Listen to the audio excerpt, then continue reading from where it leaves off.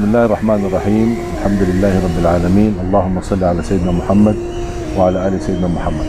Assalamualaikum warahmatullahi wabarakatuh. Waalaikumsalam. Alhamdulillah, dalam kesempatan ini saya bersama Abi Amir. Kita bersama-sama membicara sedikit nasihat-nasihat persiapan untuk menyambut bulan suci Ramadan. Abi, saya pernah baca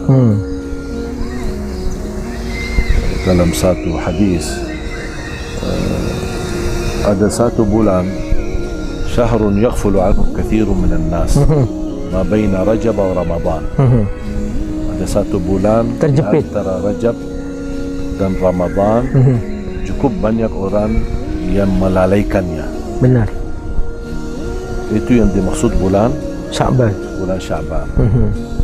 Dan saya pernah baca bulan Sya'ban yusamma Syahrul Qurra. Bulan Sya'ban disebutkan sebagai bulan Al-Qurra. Apa maksudnya Al-Qurra? Orang yang selalu membaca Al-Quran, Ahlul Quran lah. Berarti saya mengambil makna membaca dan memperhatikan Al-Quran bukan hanya di bulan Ramadan. Benar. Tapi mulai dari bulan Sya'ban. Karena bulan Sya'ban termasuk bulan yang barakah, bulan yang penuh dengan karunia-karunia. Di antaranya ulama as-salafus salih, orang-orang terdahulu kita selalu memperhatikan Al-Quran mulai dari bulan Sya'ban, supaya mereka sudah terbiasa mengkhatam berkali-kali dan juga sudah terbiasa memberi perhatian kepada Al-Quran sebelum masuk ke Ramadan. Tinggal begitu masuk Ramadan bukan akan baru mulai, tapi mereka akan melanjutkan, sudah menikmatinya. Sedangkan banyak zaman sekarang bisa masuk Ramadan bahkan sampai habis Ramadan, tapi sayang sekali tidak dapat mengkhatam Al-Quran ataupun membaca Al-Quran walaupun sedikit. Jadi gini Syekh, para pendahulu kita itu benar-benar mempersiapkan Ramadan itu sejak sebulan sebelumnya. Bahkan Nabi sudah memberikan aba-aba, sekalipun memang riwayat hadisnya banyak orang mempertentangkan, banyak ulama mempertentangkan, tapi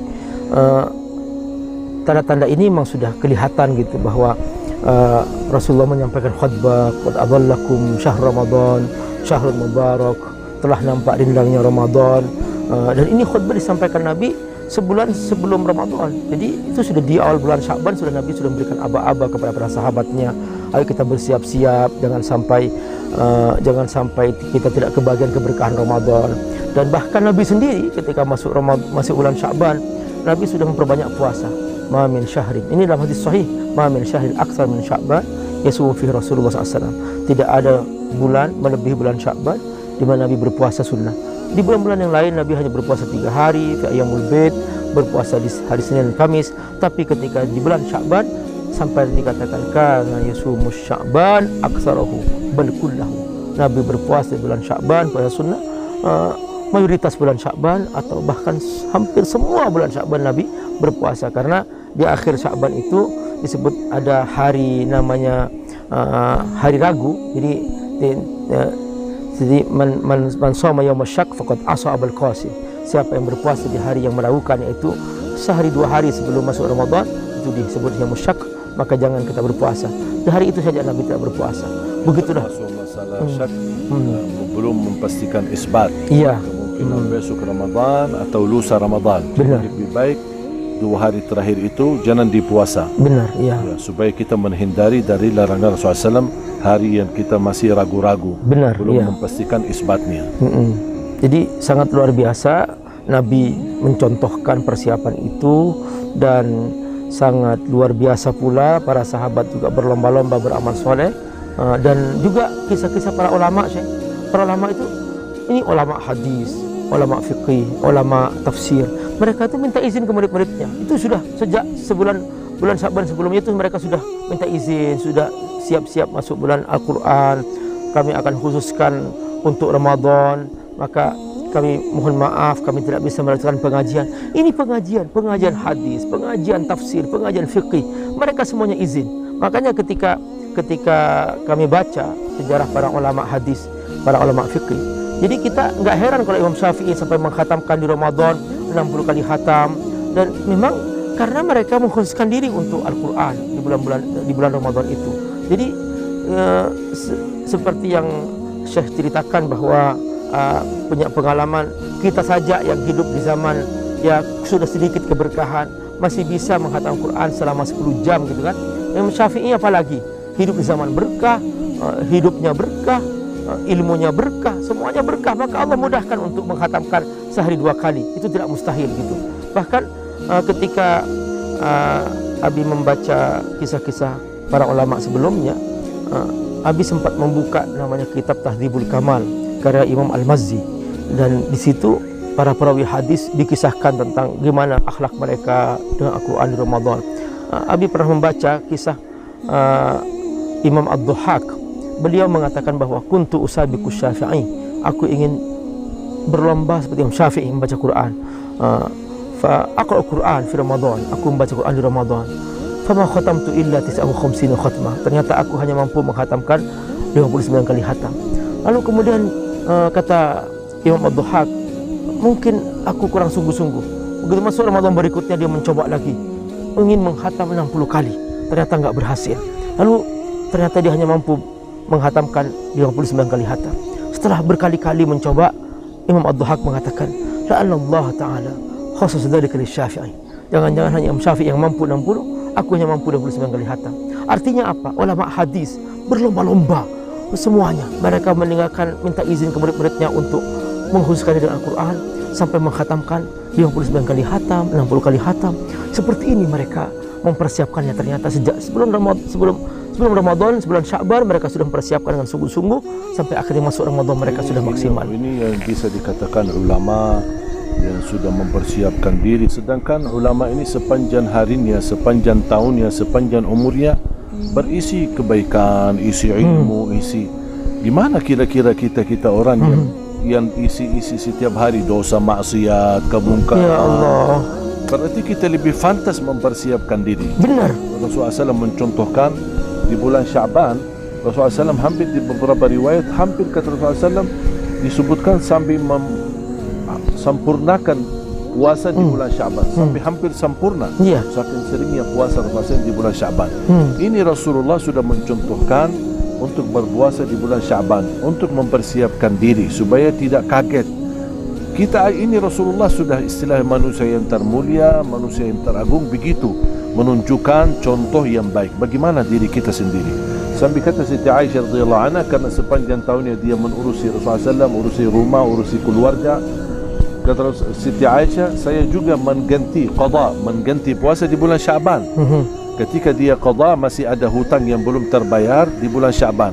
Sedangkan ada banyak jemaah suka malas, nunda qadanya, mungkin karena hamil, dia masih tidak berpuasa ketika dia hamil, atau karena dia menyusui anaknya, atau karena dia misal karena sakit di Ramadan sebelumnya, banyak ada hutang-hutang yang belum terbayar.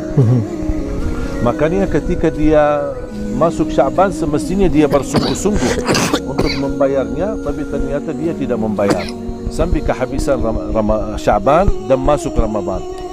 Ini gimana bisa kita mengingatkan? Siti Aisyah aja, istri Rasulullah, dia berkata, aku bersungguh-sungguh memperkesempatan untuk ganti dan qada di bulan Sya'ban. Apa yang nasihat yang kita bisa sampaikan kepada jamaah yang suka menunda-menunda gara-gara malas sampai kehabisan waktu dan sampai masuk Ramadan berikutnya? Jadi ini Syekh, seharusnya mereka tidak boleh melalaikan ibadah ini. Ini ibadah wajib ya, ini rukun Islam. Dosa besar kalau kita mengabaikan rukun Islam. Bahkan bisa digolongkan termasuk ciri orang munafik ketika mereka mengabaikan rukun Islam. Jadi ketika para sahabat menggambarkan bahwa siapa yang tidak mau pergi haji padahal dia mampu, lalu dia mati tidak melaksanakan ibadah haji dengan maksud melalaikan, falyamut maitatal yahudi wal nasrani, kematiannya sama dengan Yahudi dan Nasrani. Sama semua rukun Islam, jangan dibeda-bedakan.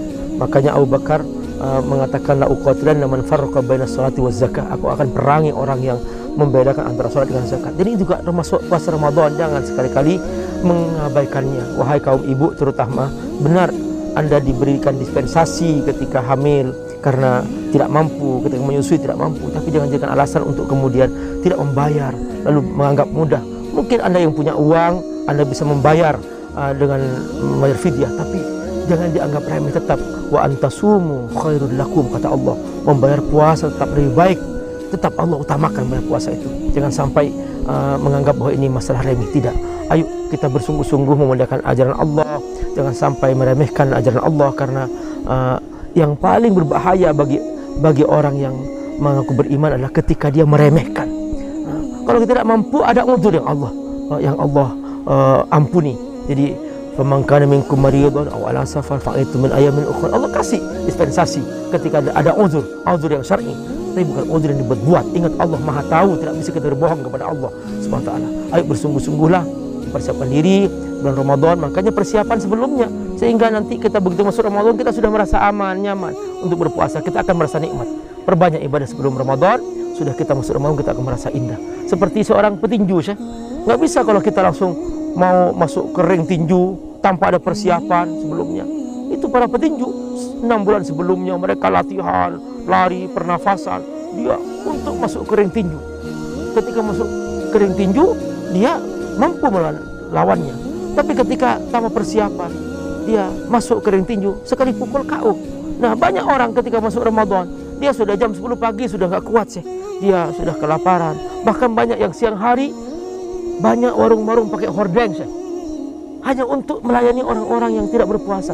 Padahal dia sudah sahur tadi pagi bersama istrinya. Sampai di kantor, dia cari warung, dia makan siang. Disangkanya itu masalah kecil, itu dosa besar itu. Jangan diabaikan itu masalah puasa. Jangan dianggap aku bayar nanti setelah Ramadan. Bukan masalah membayarnya. Ketika Anda tanpa uzur meninggalkan puasa Ramadan, maka itu dosa besar. Sekalipun Anda membayar setelah Ramadan. Jadi termasuk kesengajaan ya. Dengan kesengajaan, ya. Meninggalkan perintah. Makanya kita harus berhati-hati, jangan sampai kita termasuk orang-orang yang meremehkan. Beralasan anak dah enak sama kawan-kawan, orang kantor lagi pada makan, anak apalagi saya merasa hari ini lemas, aku tak kuat karena alasannya lupa sahur atau apa-apa sajalah. Makanya kita berkesempatan demi menjadi lebih baik. Semua kita termasuk saya, masuk Abi Amir juga ya, masih banyak kekurangan kami, masih banyak dosa kami.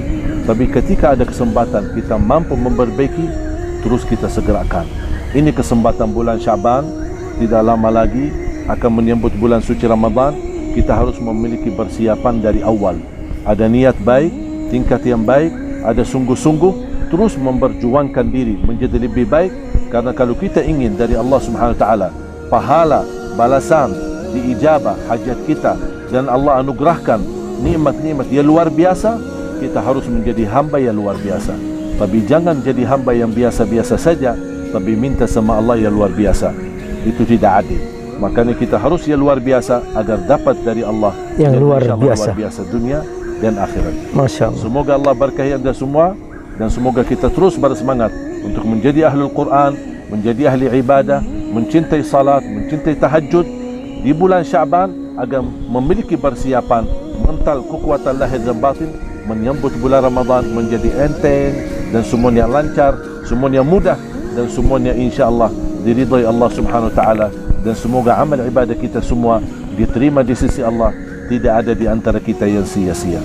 Semoga pertemuan ini saya sama Abi Amir mengucapkan terima kasih, jazakumullahu khairan. Semoga bermanfaat. Sampai bertemu di video berikutnya. Mudah-mudahan insya-Allah sama-sama mendapatkan keberkahan dari Allah Subhanahu wa taala. Jazakumullahu khairan. Akhirul kalam. Subhanakallahumma wa bihamdika asyhadu an la ilaha illa anta astaghfiruka wa atubu ilaik. Assalamualaikum warahmatullahi wabarakatuh.